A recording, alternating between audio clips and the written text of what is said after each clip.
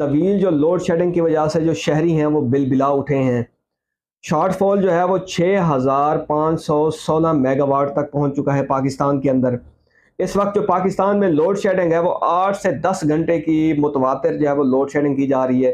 اب 2008 سے لے کر 2013 تک نون لیگ نے پنکھے لے کر سڑکوں پر بیٹھ کر احتجاج کیا کہ لائٹ نہیں ہے، اور اسی سٹنٹ کو بیس بنا کر یہ لوگ الیکشن میں آئے اور الیکشن جیتے. اب آگے چلتے ہیں.